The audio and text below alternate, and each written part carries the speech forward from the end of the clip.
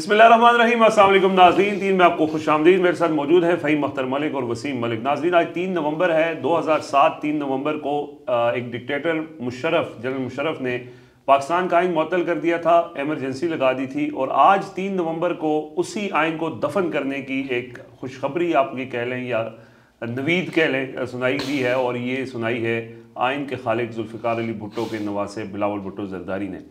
बिलावल भुट्टो ने कहा है कि 27वीं आईनी तरमीम लाई जा रही है, उसके अंदर जो प्रपोजल हैं, जो तजावीज़ हैं, वो उन्होंने लीक कर दी हैं। वैसे ये खुफिया चीज़ थी, खुफिया लिफाफे, बंद लिफाफे के अंदर होने जो मुख्तलिफ ड्राफ्ट्स, जैसे 26वीं आईनी तरमीम के मौका पर हमने देखे थे कि बिल्कुल लास्ट टाइम पे पता चला कि क्या तरमीम आ रही है। इस दफ़ा भी एक्सपेक्टेड यही था, हम ये डिस्कस भी किया था अगले रोज़ कि किसी को नहीं पता, आखिरी टाइम पे सिर्फ कहा जाएगा जाके वोट दें। अब इस दफ़ा जो नून लीग है, वज़ीर आज़म शहबाज शरीफ हैं, वो बिलावल के पास और आसिफ ज़रदारी के पास गए और उन्होंने जाके उनको बताया कि ये चीज़ें इस तरमीम में होंगी। बिलावल भुट्टो ने अनएक्सपेक्टेडली, गैर मुतवक्के तौर पर वो जो प्रपोजल्स हैं उसको ट्वीट कर दिया है। और ट्वीट के करने का मतलब ये है कि वो चाहते हैं कि इसके ऊपर डिबेट हो, पब्लिक डिस्कशन में हो। और फिर उन्होंने कहा कि हमारी सेंट्रल एग्जीक्यूटिव कमेटी देखेगी और फिर हम फैसला करेंगे। यकीनन 26वीं तरमीम उन्होंने की है, 27वीं भी करनी पड़ेगी। नहीं करेंगे तो उनके करप्शन केसेस खुल जाएंगे और वो जेलों में होंगे, उनके पास और ऑप्शन कोई नहीं है। तो क्या 27वीं तरमीम हो जाएगी? क्योंकि पीपल्स पार्टी को इस हवाले से बहुत सी तहफ़्फ़ुज़ात हैं, इसमें NFC के हवाले से चीज़ें, क्या इसमें चीज़ें हैं, क्या इसमें इसका मकसद क्या है? क्योंकि 26वीं तरमीम के बाद किसी चीज़ की ज़रूरत तो नहीं है, सब कुछ कंट्रोल कर लिया गया है। तो ये जो 4-5 चीज़ें हैं, इस पे ज़रा तफसील से डिस्कस करके आपको बताते हैं पॉइंट बाय पॉइंट के इसका मकसद क्या है, क्यों ये लाई जा रही है। और फिर ये भी पूछेंगे कि क्या ये मुमकिन है कि इसको मंजूर कर लिया जाएगा। नंबर्स हुकूमत के पास पूरे हैं, पीपल्स पार्टी इसमें एक अहम प्लेयर है, क्या वो इस काबिल है कि वो इसमें कोई चीज़ें कर सकती है, तो उसके ऊपर भी बात करेंगे।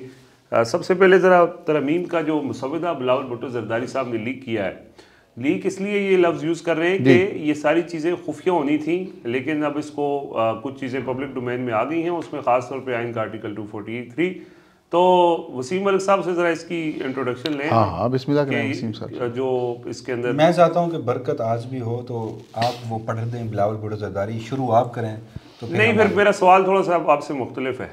वो ये है कि बिलावल भुट्टो ने, क्योंकि लास्ट टाइम भी जब वो काले लिफाफे में काला नाग और काला जहर वो सारी बात हो रही थी, वो पब्लिक डोमेन में नहीं आ रही थी। बिलावल ने क्यों ये सारे प्रपोजल्स या ये तजावीज़ जो हैं वो ट्वीट कर दी? अच्छा, इस पे ना सॉरी इस पे मैं ये चाहता हूँ कि एक मरतबा ये पढ़ लें, उसी में ये जवाब है। बाकी फिर आप भी अपना जवाब दीजिएगा। शुरू में आप पढ़ दें कि बिलावल भुट्टो ज़रदारी ने एग्जैक्टली कहा क्या है। 12:01 दोपहर को एक ट्वीट आता है और उस ट्वीट में बिलावल भुट्टो ज़रदारी साहब लिखते हैं कि मुस्लिम लीग नून का डेलीगेशन, एक वफद आता है वज़ीर आज़म शहबाज शरीफ की सरबराही में, वो आसिफ अली ज़रदारी और मुझसे मिलता है और पीपल्स पार्टी को ये रिक्वेस्ट करता है कि 27वीं आइनी तरमीम को मंजूर करवाने के लिए अपना किरदार अदा करें। सही।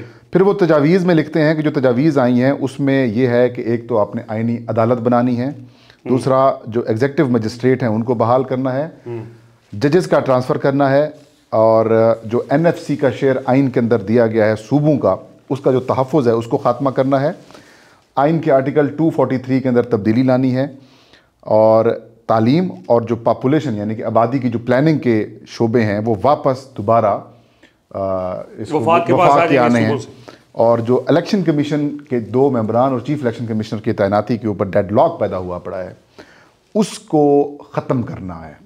ये कुछ वो चीज़ें हैं जो उन्होंने खुद बताई हैं। इसके ऊपर उन्होंने कहा कि पीपल्स पार्टी की सेंट्रल एग्जीक्यूटिव कमेटी का इजलास 6 नवंबर को तलब किया गया है, और सदर पाकिस्तान आसिफ अली ज़रदारी जब दोहा के विज़िट से वापस आएंगे तब उसकी मीटिंग होगी, और उस मीटिंग में हम पार्टी अपना डिसीजन देगी कि पार्टी इसको सपोर्ट करती है या फिर नहीं करती। तो ये वो चीज़ें हैं जो पब्लिक डोमेन में सामने आई हैं, जिसके ऊपर बहस इस वक्त चल रही है। और 2024 में जब आइनी तरमीम आई थी 26वीं, उस वक्त पहली अटैम्प्ट की थी मुस्लिम लीग नून ने मोहसिन नकवी साहब के ज़रिए, नाकाम हो गई थी, नाकाम हुई थी, और 1 महीने तक या कुछ मेरे ख्याल में 25 दिन तक ना मामला आगे चला गया था। फिर दूसरी अटैम्प्ट की थी पाकिस्तान पीपल्स पार्टी ने, और उसको पीपल्स पार्टी ने ये कहा था एस्टैब्लिशमेंट से कि मुस्लिम लीग नून नाकाम हो गई है, अब ये हमें दें। बिलावल ने कहा हमें दें कि हम इसको करा के देते हैं। उन्होंने फिर मौलाना फजलुर रहमान के ज़रिए मिल के मैनेज की चीज़ें, और उसमें वो कामयाब हो गए। अब मुस्लिम लीग नून ने अटेम्प्ट की है पीपल्स पार्टी को, हालांकि इस वक्त 2/3 मेजॉरिटी नहीं थी इनके पास ना, मौलाना और पीपल्स पीटीआई के कुछ लोगों को उन्होंने, जिसका नाम भी दिया था बिलावल ने कि ब्रूट मेजॉरिटी के तहत, अब तो इनके पास 2/3 मेजॉरिटी है। अब बिलावल भुट्टो जरदारी फंस चुका है, पीपल्स पार्टी फंस चुकी है, क्योंकि लास्ट टाइम मेरी इतलात ये थी कि मौलाना के पास पीपल्स पार्टी और मुस्लिम लीग नून के सीनियर लोग जाते थे कि मौलाना साहब आपने बचाना है, सख्त चीज़ें आपने निकलवानी है। बिलावल ये बात दुरुस्त है, क्योंकि उसको हमने बहुत क्लोजली कवर किया था। तो बिलावल भुट्टो जो हर वक्त मौलाना के घर बैठे रहते थे, वो कहते थे कि हम पास वैसे भी करवा लेंगे, लेकिन आप सामने आके इसके अंदर से खतरनाक चीज़ें निकलवा दें, क्योंकि हम प्रिटेंड ये करेंगे कि हमारे पास नहीं है, मेजॉरिटी नहीं है। तो कुछ ना कुछ चीज़ें निकली, जैसे आर्टिकल 10 था, 8 था, बुनियादी इंसानी हकूक वाला, फिर फौजी अदालतों वाला, अब तो जरूरत भी नहीं है उनको, लेकिन अदलिया का गला घोंटा गया और उसी एक तरमीम की वजह से तबाह बर्बादी होगी पाकिस्तान की। उसी तरमीम की वजह से उनको 2/3 मेजॉरिटी भी हासिल 2/3 मेजॉरिटी मिल गई। अब वही चीज़ें मौलाना फजलुर रहमान के हाथों से अपने हाथ काट के उन्होंने एस्टैब्लिशमेंट को दे दिए। अब पीपल्स पार्टी फंसी हुई इसलिए है कि अब और कोई ऑप्शन नहीं है। अब मौलाना फजलुर रहमान इनको बचाने के लिए नहीं आएंगे, इनको पीटीआई वाले भी बचाने के लिए नहीं आएंगे, क्योंकि अब आपके पास दोनों हाउसेस में 2/3 मेजॉरिटी है और आपके जरिए ये क्लेम किया जा रहा है कि आप भी उसका हिस्सा हैं। अब जो चीज़ सामने आई है, ये चीज़ जो उन्होंने एक्सपोज कर दी है, वो इस चीज़ को जाहिर कर रही है कि बिलावल किसी न किसी हद तक थोड़ा सा इस इशू को रेजिस्ट कर रहा है। सही है। ज्यादा उनका एनएफसी स्पेशली जो है, हाँ एनएफसी हो गया, एजुकेशन हो गया, 18वीं तरमीम वाले मामला के ऊपर, बाकी वो शायद ये फेस सेविंग के लिए भी पीपल्स पार्टी के लिए दी गई हो कि आपको फेस सेविंग बाद में मिल जाएगी, आप निकलवा लीजिएगा। देखिए एग्जैक्टली इसमें अगर आप इजाजत देना, 26वीं आईनी तरमीम की ओनरशिप ली थी बिलावल भुट्टो जरदारी ने। वजह उसकी ये थी कि वो उसको चार्टर ऑफ डेमोक्रेसी के साथ मिलाकर और एक आईनी अदालत और ये और वो और ब्रूट मेजॉरिटी और हम करके दिखाएंगे और एस्टैब्लिशमेंट से अपना अहद वफा भी साबित करना था। अब इस अमेंडमेंट को बिलावल भुट्टो जरदारी साहब ओनरशिप नहीं दे सकते थे, जो मेरी अंडरस्टैंडिंग है, इसमें मेरा तज्जिया है। ऑन बोर्ड लिया गया, वजीर आजम को एक वफ्द गया, बिलावल भुट्टो जरदारी से मिला और उन्होंने ये जो पब्लिक डिस्कोर्स में लाए हैं, ये चीज़ें पब्लिक डोमेन में लाए हैं, उसकी एक सादा सी रीज़न है जो मैं आपके सामने रखता हूँ। उन्होंने कहा कि जी इसमें एनएफसी सूबाई हिस्से का तहफ़्फ़ुज़ ख़त्म करना भी तरमीम में शामिल है। दूसरा उन्होंने कहा जी कि तालीम और आबादी के मनसूबा बंदी वफाक में वापसी भी उसके ऊपर शामिल है। ये दो ऐसी चीज़ें हैं जो बराह रास्त 18वीं आईनी तरमीम से जाके टकराती हैं, मुतसादम है। बिलावल भुट्टो जरदारी साहब ने, मुझे लगता है कि ये गैर ज़रूरी तौर पर डाली गई है, ये कहीं किसी ड्राफ्ट में नहीं थी, वरना कौन सा एनएफसी अवार्ड पर इस वक्त अमल दरामद हो रहा है? नहीं हो रहा। आपने पख्तूनख्वा के 3000 अरब रुपए देने हैं भाई, आपने उनके लिए नेट हाइडल की मद में देने हैं, आपने जो फाटा मर्जर हुआ था 14 समथिंग जो उनका हिस्सा बनता था, उसमें से 100 अरब रुपए हर साल इजाफी देना था। फिर एनएफसी अवार्ड रीनेगोशिएट होना था क्योंकि फाटा जम हुआ था और आपने उसकी मद में पख्तूनख्वा का जो हिस्सा है वो 19 समथिंग बनता था, 19 आप उस पर अमल दरामद नहीं कर रहे। एनएफसी अवार्ड 3 सूबों में उस पर अमल दरामद हो रहा है। पंजाब में हो रहा है क्योंकि वहां आपकी लाडली बैठी है, सिंध में हो रहा है क्योंकि वहां पे पीपल्स पार्टी है, बलोचिस्तान में सबकी हुकूमत है, पख्तूनख्वा में उसका ऊपर अमल दरामद नहीं हो रहा। तो ये चीजें डाल के पब्लिक डिस्कोर्स में लाना और फिर पीपल्स पार्टी के रहनुमाओं का ये नैरेटिव आगे फैलाना कि देखिए जी बिलावल भुट्टो जरदारी इतने अजीम लीडर हैं कि उन्होंने एक अहम तरीन मामले को पब्लिक डिस्कोर्स में ला दिया, तो वो अपनी आवाम को इतमाद में लेना चाहते हैं। अब सीईसी का इजलास होगा, पीपल्स पार्टी कहेगी कि खबरदार 18वीं आईनी तरमीम पे किसी ने मैली आंख से भी देखा। अच्छा ये चैलेंज इस पे पीपल्स पार्टी मान जाएगी तो बाकी जो तरमीम है उससे क्या होगा? वो उस पे ऑन बोर्ड है। वो कौन सी है वो मैं आपको बता देता हूं। तो इसीलिए ये पब्लिक डिस्कोर्स में लाना अपने आप को बाद में इनकलाबी साबित करना है। 18वीं, क्योंकि पीपल्स पार्टी ने भुट्टो की शहादत के बाद एक चीज बेची है, हाँ। और वो है 18वीं आईनी तरमीम। उस पे भी अगर इनको जरूरत पड़ी तो ये हाथ बांध के वोट करेंगे इस वक्त की जो सूरत हाल है, लेकिन ये सिर्फ एक सियासी फेस सेविंग को लिए।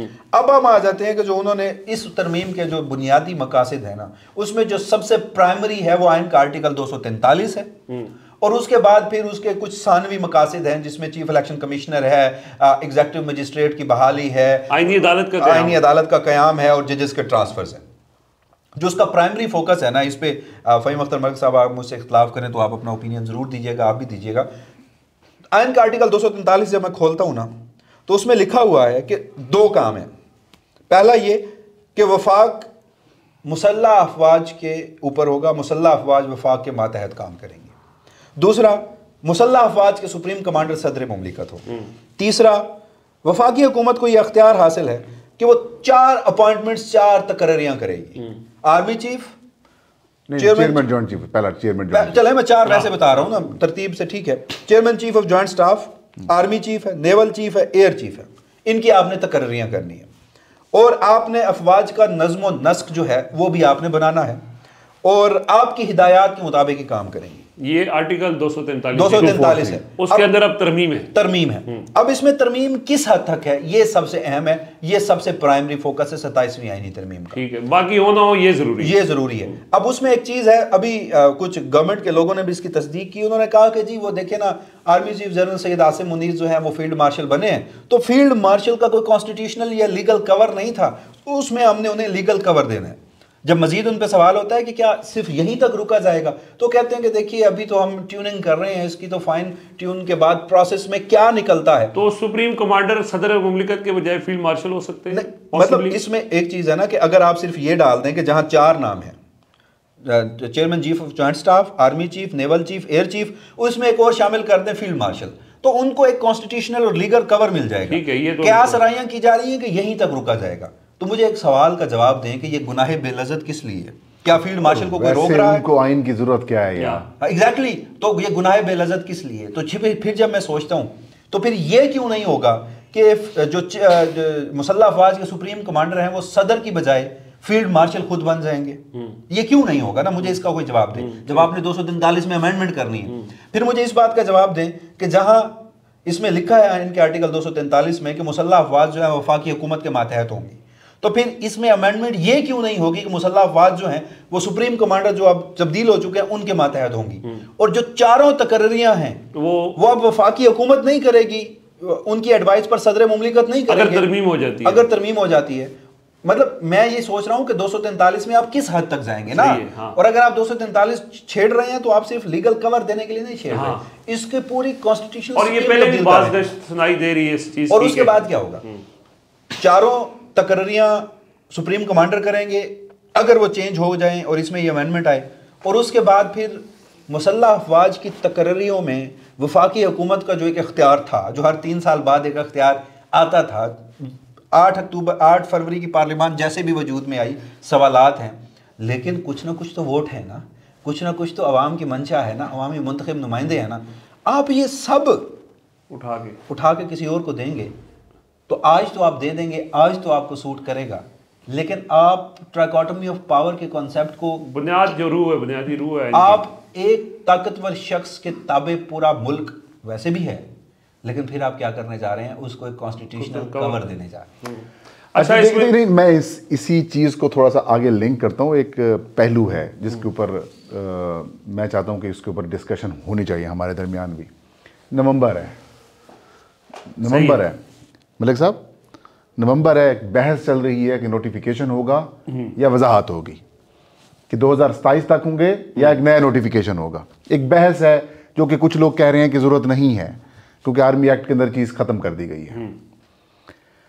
अब फील्ड मार्शल हैं, वो एक चीज़ ध्यान में रखिए, फील्ड मार्शल हैं, फील्ड मार्शल का आर्टिकल 243 के अंदर कहीं जिक्र नहीं है। जब जिक्र आ जाता है तो नया नोटिफिकेशन आता है और वो 5 साल का होता है। एक चीज ध्यान में रखिए, जब फील्ड मार्शल का जिक्र आ जाता है आइन के अंदर और उसको लिखा जाता है 243 सब class 4A, field marshal, B chairman joint chief of staff committee, C army chief, D naval cheap and E air force air chief.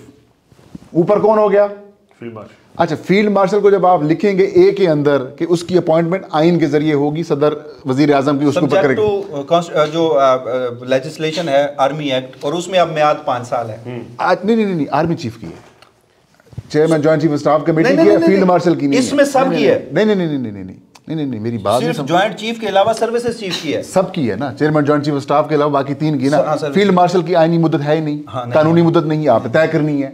आप बैठ जाएंगे फील्ड मार्शल, आप सबसे सुपीरियर होंगे तमाम फोर्सेस के, फिर आपको आर्मी चीफ नहीं लाना पड़ेगा। क्या ये रास्ता हम वार करने की कोशिश की जाए? नहीं, वैसे भी वो ला सकते हैं, इस वक्त भी वो ला सकते हैं, वो इस वक्त भी वो वाइस चीफ ला सकते हैं, आर्मी चीफ जो है वो chairman chief of joint staff भी तब्दील कर सकते हैं। मेरा यहाँ मुद्दा और है लाला। नहीं, आप एक दे रहे हैं फील्ड मार्शल को ऐड करने के लिए, जो कि मैं बैरिस्टर अकील मलिक साहब ने आपने ऑन रिकॉर्ड जियो के प्रोग्राम में यह कहा है कि उन्होंने कुर्बानी दी, उन्होंने जंग जीती मार्का हक में, तो हम उनको आईनी कवर दे रहे हैं। सही है। तो आईनी कवर का मतलब ये है, आईनी कवर का मतलब ये है कि आप इनको ताहयात रखेंगे। नहीं, उसमें एक और सवाल है ना, सवाल ये नहीं, आप इनको ताहयात रखेंगे। जो हमने प्रपोजिशन डिस्कस की है, अगर वफाकी हुकूमत ये सारे इख्तियार उठा के कहीं और दे देती है तो उसमें तो फिर वफाकी हुकूमत का कंसेंट ही खत्म है ना। तो फिर वो बंदा, जैसे कोई यहाँ पे एक आमिर आता है, वो अपने आप को खुद फील्ड अयूब खान साहब को फील्ड मार्शल किसी वफाकी हुकूमत ने नहीं बनाया था ना, ने खुद को चीफ एग्जीक्यूटिव, उन्होंने खुद को बनाया था। मेरा यहाँ पे एक और सवाल भी है लाला, ये जो 4 चीजें उसमें डिस्क्राइब है ना, chairman chief of joint staff की भी मुद्दत का तयन है, 3 साल है, बढ़ाई नहीं गई। हाँ, इसको करना पड़ेगा ना। फील्ड तीनों सर्विसेज चीफ की मुद्दत 5 साल हो गई है, उसमें फील्ड मार्शल आ जाते हैं, उनकी मुद्दत क्या होगी? हाँ, ये इसका तयन तो फिर उसका तयन अगर नए अमेंडेड आर्मी एक्ट के तहत किया जाए तो फिर तो इस अमेंडमेंट के फौरन बाद एक नोटिफिकेशन निकलेगा जो अगले 5 साल के लिए होगा। नहीं, एक तो ये पहले नहीं, वो देखिए उसमें फील्ड मार्शल नहीं लिखा गया ना आर्मी एक्ट में, कहाँ लिखा हुआ है? अच्छा चले, ये पॉसिबल चीजें ना, अभी कॉन्स्टिट्यूशनल में आ गया, कॉन्स्टिट्यूशन में आ गया, लेकिन जब आप ये कह रहे हैं कि आप फील्ड मार्शल को भी अप्लाई करा रहे हैं 5 साल के लिए, कैसे? जब चेयरमैन जॉइंट चीफ स्टाफ के लिए वाज़ेह तौर पर नहीं लिखा गया। इसमें अभी नोक पलक संवरेगी तो चीज सामने ये इशू बनेगा, ये इशू बनेगा। इस वक्त मैं आपसे ये कह रहा हूं कि रिमेंबर देयर इज नवंबर, ये कुछ इस तरीके से एक कोटेशन है या बात है, तो नवंबर है भाई, इशू बनेगा इस वक्त, और ये इशू बनना है आगे, अगले कुछ दिनों तक आपको रोले नजर आएंगे, इशू बनाने वाले रोले नजर आएंगे। देखें, आपने तो वो आईनी अदालत वाली बात ही नहीं की ना, आपने एक दिन बात की थी कि सर याया कहते अब तो पहले कुछ जजों के पास कुछ नहीं बचा, कन्वे किया गया था, उन्होंने टी रूम में बैठकर तमाम जजेस को कहा कि जी 27वीं आईनी तरमीम आ रही है, एक वफाकी आईनी अदालत बनने जा रही है, तो हमारे पास जो कुछ रह गया है वो भी अब नहीं रहेगा। अब उसमें यह है कि मजीद इस अमेंडमेंट में वफाकी आईनी अदालत है, आइन के आर्टिकल 191 में तरमीम होगी, वफाकी आईनी अदालत अलग से हो जाएगी। रिटायरमेंट की उनकी उम्र जो है जजेस की वफाकी आईनी अदालत के वो 70 साल हो जाएगी। अमीनुद्दीन खान साहब, जमाल मंदोखेली जो रिटायर होने वाले हैं रिटेन हो जाएंगे। उस वफाकी आईनी अदालत में सुप्रीम कोर्ट के कौन से जजेस लगेंगे वो जुडिशल कमीशन वो करेगा जिसमें एग्जेक्टिव की यानी कि हाइब्रिड निज़ाम की अक्सरियत है, और फिर उसमें ये भी सुनवाई है कि पहली बार बराह रास्त जजेस वफाकी आईनी अदालत के भी लग सकते हैं। जो कुछ वकला हैं जिन्होंने सर्व किया है वो बराह रास्त वफाकी आईनी अदालत के भी जज होंगे, और इस्लामाबाद हाई कोर्ट के जजेस के ट्रांसफ़र का भी आइन के आर्टिकल 200 का भी इसमें जिक्र है। इसमें मुझे ये सुप्रीम कोर्ट को ताला लग जाएगा, सुप्रीम कोर्ट अपनी तरफ काम करेगी, सुप्रीम कोर्ट को मजिस्ट्रेट बना देना। सुप्रीम कोर्ट में आईनी मामलात ही नहीं जाएंगे, सिविल फौजदारी नौयत की नहीं, सुप्रीम कोर्ट बनी क्या आइन की के तहत नहीं बनी हुई है? सुप्रीम कोर्ट 176 में सुप्रीम कोर्ट का जिक्र है, सुप्रीम कोर्ट रहेगी, लेकिन किस लिए रहेगी? डोमेन चेंज हो जाएगी ना उसकी। आईनी मामलात सिर्फ वफाकी आईनी अदालत, वो फिर जमानते देंगे, कत्ल गारत वगैरह वगैरह, वो अच्छा ठीक हो गया, सिविल कोर्ट केस सुनेंगे जस्टिस याहिया अफरीदी। अच्छा, election commission, who knows justice Yahya Afridi भी आईनी बेंच आईनी अदालत के सरबराह हूं, you never know, justice Yahya Afridi Qazi को भूल जाएंगे आप।